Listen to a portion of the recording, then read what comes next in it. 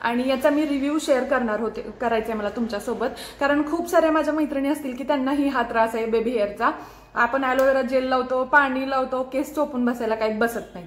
तर हे असं प्रोडक्ट आहे. तर तुमच्या देखत मी असं, तर असे कॉलेज गोईंग गर्ल्ससाठी खूप सारे ब्रेसलेट्स, अँकलेट्स, नजरबट्टू आणि हे कस्टमाइज करून वेगवेगळ्या नावांचे.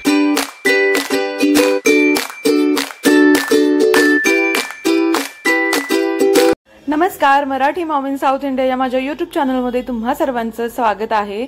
आणि एक आठवड्यानंतर व्लॉग बनवते. का तर तुम्ही पाहिलं असेल मागच्या व्हिडिओमध्ये इकडे पूर आला होता आणि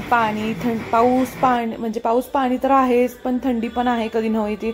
त्यामुळे मुलं आजारी, मी पण आजारी आणि अजूनही तसंच चालू आहे काही ना काही. तर इकडे मी मस्त आज मशरूमची भाजी बनवते. तर हे वाटण मी घेतलेलं आहे. 2 मस्त कांदे भाजून घेतले, टोमॅटो, सुकं खोबरं भाजून, जिरे, लसूण, अद्रक, मिरची आणि कोथिंबीर. तर इथे मी आज मशरूमचं थोडंसं सूप पण बनवणार आहे आर्या आणि आयंशसाठी. का तर जरासा खोकला आहे त्यांना, म्हणून म्हटलं जरा सूप पण पितील. तर हे मी अगदी मटणाचा रस्सा कसा आपण बनवतो ना त्या टाईपमध्ये मशरूमची भाजी बनवते. मी आता मशरूममध्ये मीठ आणि हळद लावून घेतले, म्हणजे त्याला पाणी सुटावं म्हणून.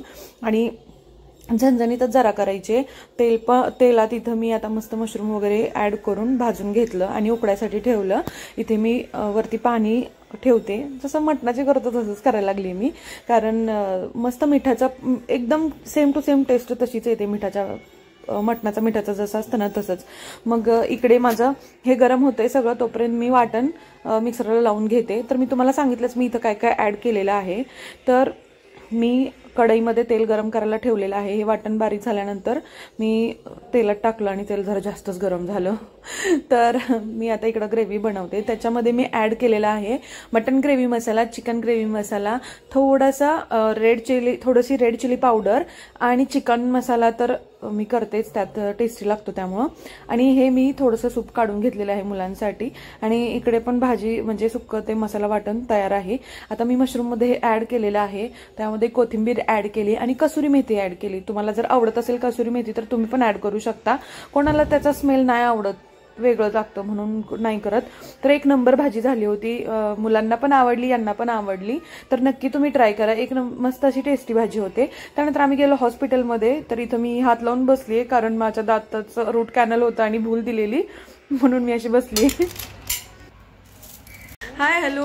तर मी आली हेमाश्रीजवळ आणि ती खूप छान छान ब्रेसलेट्स वगैरे बनवते आणि पूर्ण कस्टमाइज आहे. अँकलेट्स, ब्रेसलेट, फ्रेम्स वगैरे गिफ्ट पर्पज खूप छान वस्तू आहे तिच्याजवळ. तर मी तुम्हाला शो करते की तिनं खूप काय काय बनवलेलं.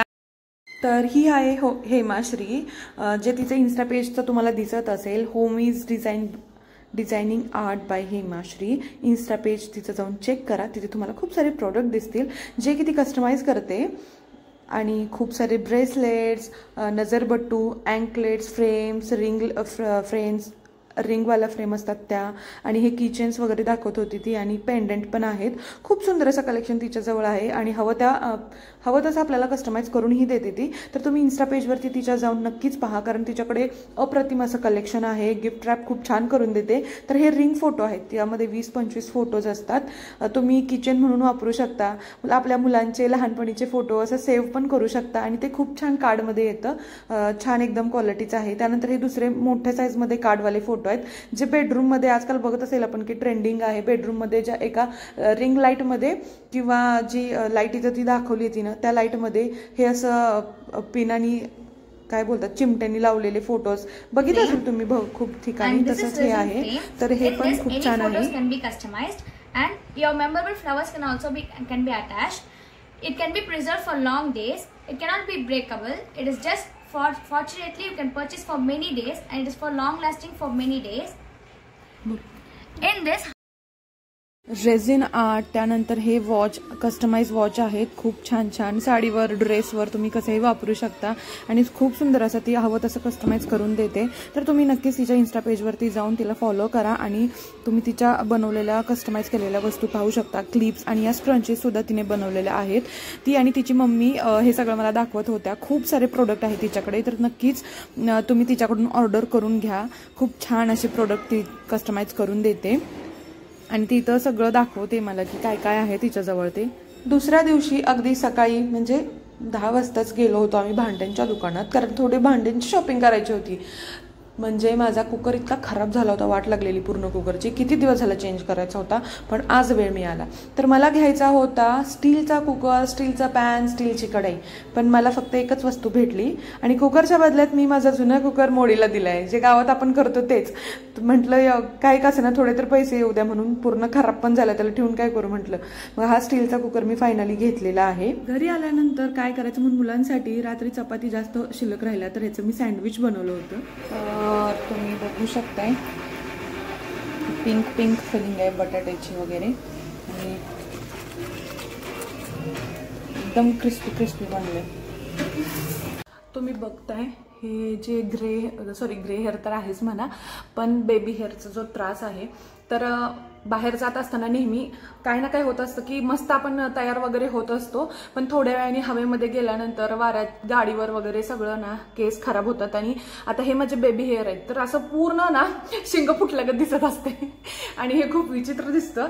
तर त्यासाठी मी रेनेवरून एक प्रोडक्ट मागवलं आहे, जे की फ्रीज फ्री म्हणून आहे, आणि याचा मी रिव्ह्यू शेअर करायचा मला तुमच्यासोबत, कारण खूप साऱ्या माझ्या मैत्रिणी असतील की त्यांनाही हा त्रास आहे बेबी हेअरचा. आपण ॲलोवेरा जेल लावतो, पाणी लावतो, केस चोपून बसायला काही बसत नाही. तर हे असं प्रोडक्ट आहे, तर तुमच्या देखत मी असं वापरून दाखवते. आता हे माझे बेबी हेअर इकडं बघा. आता हे मला असं करायचंय, आणि हे किती वेळ राहिलं ते पण सांगते. आम्ही चाललोय आर्याच्या स्कूलमध्ये, आज गॅदरिंग आहे आणि आम्हाला तिकडं जायचं आहे, पण कंटिन्युअसली पाऊस येतोय. मग आता बसायची व्यवस्था कशी माहीत नाही, पण आपण मस्त तयार होऊन जायचं तिकडं काय का होईना, कारण एरवी आपण घरात कशाही अवतारातच असतोय. इकडं बघा जास्त बेबी हेअर दिसतात.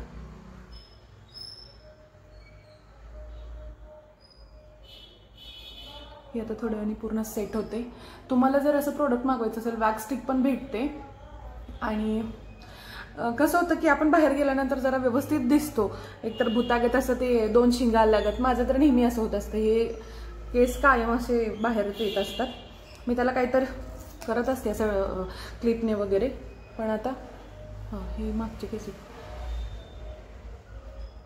माझे पूर्ण केस एकदम चोपून बसलेले आहेत सध्या तर. यस. आणि हे बघा, तेलकट नाही काही नाही, म्हणजे चिपचिप वगैरे होत नाही. हे फक्त आता थोडा वेळ असं राहणार, आणि नॉर्मल नंतर तुमच्या हेअर कसं आहे ना टेक्स्चर वगैरे तसं दिसतं. माझे एकतर कर्ली हेअर आहेत, पण मी स्मूथनिंग केल्यामुळे जरा व्यवस्थित वाटत आहेत. पण आता हे नॅचरल जे केस उगवायला लागलेत ते पूर्ण बेबी हेअर असं कर्ली शिंगासारखं दिसतं, ते चांगलं अजिबात दिसत नाही. तर म्हटलं हे प्रोडक्टचा रिव्ह्यू मी तुमच्यासोबत शेअर करावा. आणि खूप सारे असे प्रोडक्ट आहेत जे मी यूज करते मला बाहेर वगैरे जायचं असलं तर. जर तुम्हाला आवडत असेल की बाबा डस्की स्किनवरती कोणतं फाउंडेशन लावलं पाहिजे, कोणत्या प्रकारच्या लिपस्टिक लावल्या पाहिजेत, आपण नॉर्मल मिडल क्लास लोक जास्त काय आपण खूप एकदम हायफाय मेकअप करून कुठंच जात नाही. नॉर्मल मेकअप, नॉर्मलच गोष्टींमध्ये आपण कसं तयार व्हायला पाहिजे.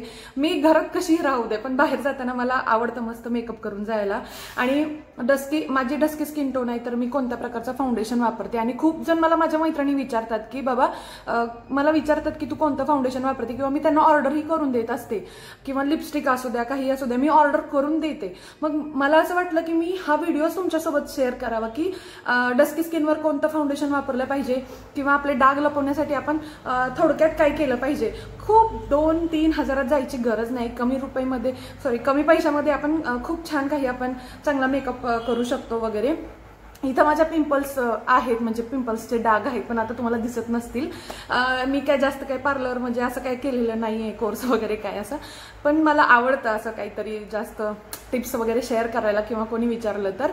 जर तुम्हाला आवडत असेल की मी आता जी माहिती सांगितली तशी जाणून घ्यायला, किंवा प्रोडक्टचे रिव्ह्यूज की प्रोडक्ट काय आहे, कसं आहे, असं वापरायचा, असे जर आवडत असतील तर मला नक्की कमेंट्स करा. मला खूप आवडेल अशा प्रकारचे व्हिडिओ बनवायला. तर चला, आता उशीर होतोय गॅदरिंगला जायला, आणि मी तुमच्यासोबत शेअर करते. आता लाईट्स वगैरे सगळ्या पहिला बंद करून घेते, आणि माझा थैला मी दाखवते. याच्यात मी सगळं खायला घेतलेलं आहे, पॉपकॉर्न वगैरे. साऊथ इंडियामध्ये आहे आज कार्तिक दीपम, तर तिकडं मंदिर आहे, सगळ्यांनी दिवे वगैरे लावलेत.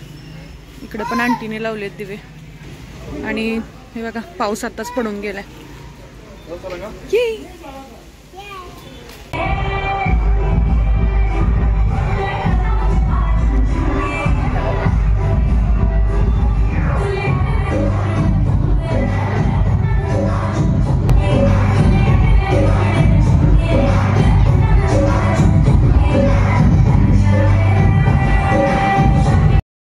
जास्त वेळ सॉन्ग प्ले नाही करू शकत, नाही तर कॉपीराईट येईलच. आणि माझी क्यूटी फेवरेट पिंक ड्रेसमध्ये क्यूट दिसते आणि मेकअप असा झालाय की ओळखच येत नव्हत्या, सगळ्या सेम दिसत होत्या. तर आम्ही खूप सारे फोटोज वगैरे क्लिक केले त्यानंतर. आणि जसं की कार्तिक दीपम आहे, 3 दिवस इथं दिवे लावले जातात. तर इथं मस्त डेकोरेशन म्हणजे सजावट होती, दिव्यांची आरस वगैरे होती. शेजारच्याच गणपती बाप्पाच्या मंदिरात खूप छान डेकोरेशन होतं. आणि मी इथे तुम्हाला साऊथ इंडियामधील खूप छान असं कल्चरल किंवा इथला विलेज टूर नक्कीच घेऊन येणार आहे. खूप छान माहिती अजून मी देणार आहे ब्लॉगद्वारे. तर माझे व्हिडिओ पूर्ण पहा. कल्चरल फॅक्ट्स आणि नवनवीन माहिती घेऊन येणारच आहे लवकरच. तर व्हिडिओ लाईक, शेअर, सबस्क्राईब करायला विसरू नका. आणि इकडे आयांश रुद्राचा प्रसाद खायचा कार्यक्रम चालू आहे. आणि मी इथं दाखवते तुम्हाला. 3 तास झाले फंक्शन आलोय, तरी हे बघा मी लावलेलं फ्रीज बी खराब झालेलं नाहीये. तर तुम्ही पण बाय करू शकता. ही माहिती कशी वाटली मला नक्की सांगा. लाईक, शेअर, सबस्क्राईब करायला विसरू नका. भेटू नेक्स्ट ब्लॉगमध्ये. Thanks for watching.